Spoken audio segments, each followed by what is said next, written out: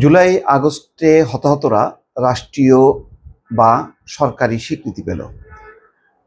তারা একটি বিশেষ মর্যাদায় উন্নীত হলেন, এটা পরিষ্কার।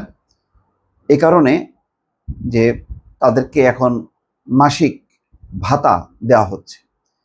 অভ্যুত্থানে গুরুতর আহতরা মাসিক ভাতা পাবেন 20,000 টাকা, আর অঙ্গহানি হয়েছে যাদের তারা পাবেন 15,000 টাকা। খবরে বলা হচ্ছে জুলাই আগস্ট অভ্যুত্থানে যারা আহত হয়েছেন তাদেরকে 3টি শ্রেণীতে ক্যাটাগরিতে ভাগ করে সরকারি সুবিধা দেওয়া হবে।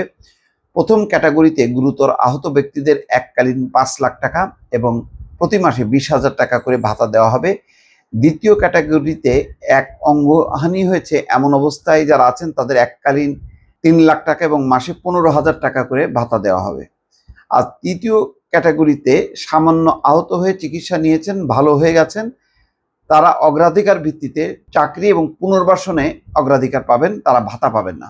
ভালো, আমার ধারণা যে খারাপ না। এটি নিয়ে নানা মত থাকলেও একটা স্বীকৃতি পেয়েছে। যদি 19-20 করতে হয় সেটা করা যাবে, কিন্তু আপাতত যে এই অ্যানাউন্সমেন্টটা একটা দরকার ছিল। মুক্তিযুদ্ধ বিষয়ক মন্ত্রণালয়ের উপদেষ্টা ফারুকী আজম সোমবার আহত ব্যক্তিদের সুযোগ সুবিধা প্রদান নিয়ে সরকারের এই সিদ্ধান্তের কথা জানিয়েছেন। 3 দিনের জেলা প্রশাসক সম্মেলনের দ্বিতীয় দিনে আজ এক কর্ম অধিবেশন শেষে সাংবাদিকদের এসব কথা বলেন তিনি।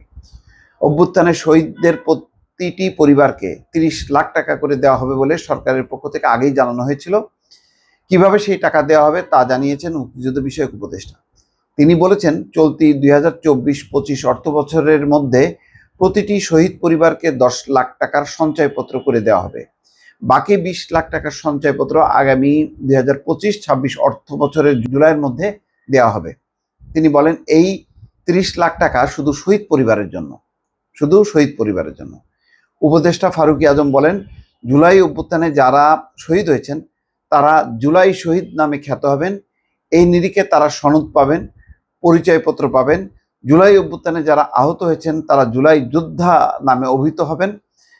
তারা এই নিরিখে পরিচয়পত্র পাবেন, সরকারি সুবিধা পাবেন, তারা আজীবন এই সুবিধা পাবেন, ভাতাও পাবেন।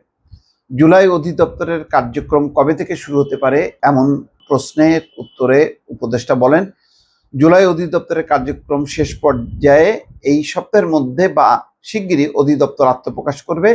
একটা নীতিমালা হয়েছে, এটা চূড়ান্ত পর্যায়ে। তিনি বলেন, বর্তমান অন্তর্বর্তী সরকার সরকারিভাবে অধিদপ্তর করছে। আগামী নির্বাচনে যারা নির্বাচিত হয়ে আসবেন তারা জুলাই অভ্যুত্থানের চেতনা নিয়েই আসবেন। আশা করছি তারা এই ধারা অব্যাহত রাখবেন।